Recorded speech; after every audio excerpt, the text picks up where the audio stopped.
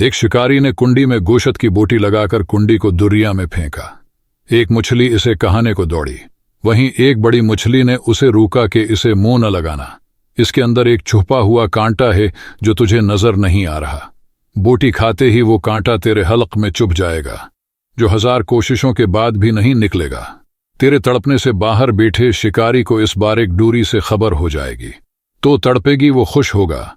इस बारीक डोर के जरिए तुझे बाहर निकालेगा, छुरी से तेरे टुकड़े करेगा, मिर्च मसाला लगाकर आग पर उबलते तेल में तुझे पकाएगा।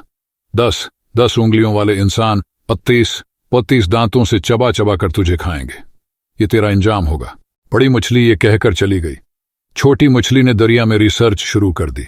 न शिकारी, न आग, न खोलता तेल, न मिर्च मसाला, न 10 उंगलियों और 32 दांतों वाले इंसान, कुछ भी नहीं था।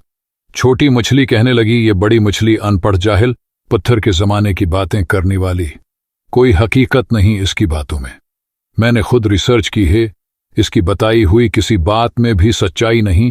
मेरा जाती मुशाहिदा है, वो ऐसे ही सुनी सुनाई नाम नहाद गैब की बातों पर यकीन किए बैठी है। इस मॉडर्न साइंसी दौर में भी पुराने फरसूदा नजरियात लिए हुए है। चनांचा इसने अपने जाती मुशाहदे की बुनियाद पर बोटी को मुंह में डाला, कांटा चुभा, मछली तड़पी, शिकारी ने डोर खींचकर बाहर निकाला। आगे बड़ी मछली के बताए हुए सारे हालात सामने आ गए। अनबिया अलैहिमुस्सलाम ने इंसानों को मौत का कांटा चुभने के बाद पेश आने वाले गैब के सारे हालात व वाक़ात तफसील से बता दिए हैं। बड़ी मछली की तरह के अक्लमंद इंसानों ने अनबिया की बातों को मानकर जिंदगी गुजारनी शुरू कर दी। छोटी मछली वाले नजरियात रखने वाले अनबिया का रास्ता छोड़कर अपनी ज़ाहिरी रिसर्च के रास्ता पर चल रहे हैं। मौत का कांटा चुभने के बाद सारे हालात सामने आ जाएंगे। मछली पानी से निकली वापस न गई, इंसान दुनिया से गया वापस न आया, बस यही वक्त है। अगर समझ गए तो